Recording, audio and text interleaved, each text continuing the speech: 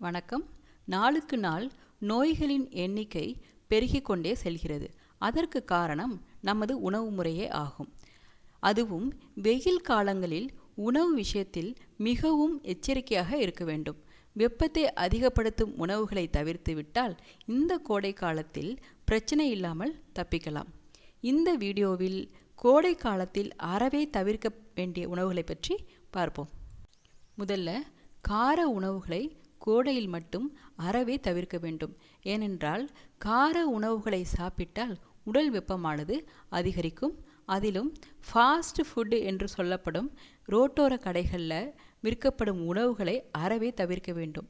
ஏனென்றால் பொரித்த எண்ணெயிலேயே மீண்டும் மீண்டும் பொரிப்பதால் அது உடலின் வெப்பத்தை அதிகரித்து தீங்கு விளைவிக்கக்கூடும். இதனால் ஃபுட் பாய்சன் ஏற்பட வாய்ப்பு உண்டு. கூடுமான வரையில் வீட்டில் சமைத்த உணவையே சாப்பிட வேண்டும். அடுத்ததாக சப்பாத்தி. கோதுமை மாவினால் செய்யப்படும் சப்பாத்தி செரிமானம் ஆவதற்கு நிறைய நேரம் எடுத்துக்கொள்ளும். இதனால் இந்த வெயில் காலத்தில் உடல் வெப்பமானது அதிகரிக்கக்கூடும். எனவே எளிதில் செரிமானம் ஆகக்கூடிய இட்லி, சாதம் போன்ற உணவுகளை எடுத்துக்கொள்ளலாம். முக்கியமாக அசைவ உணவு பிரியர்கள் இந்த கோடை காலம் முடியும் வரை சிக்கன், நண்டு, இறால் போன்றவற்றை அறவே தவிர்ப்பது நல்லது.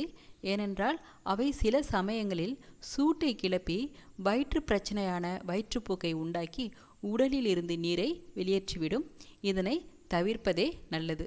அடுத்தது ஜங்க் ஃபுட்ஸ். பீஸா, பர்கர் போன்றவை எளிதில் செரிமானமாகக்கூடியது அல்ல. இவை உடலின் வெப்பத்தை அதிகரித்து ஃபுட் பாய்சன் ஏற்படுத்தக்கூடும். அதனால் இவற்றை அறவே தவிர்ப்பது நல்லது.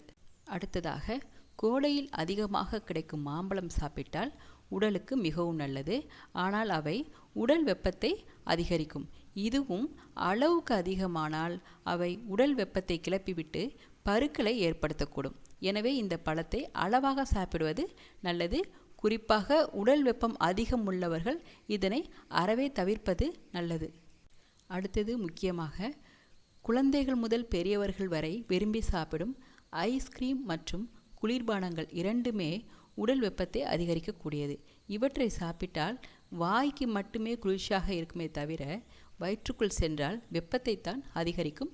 அதனால் அளவோடு சாப்பிடுவது நல்லது.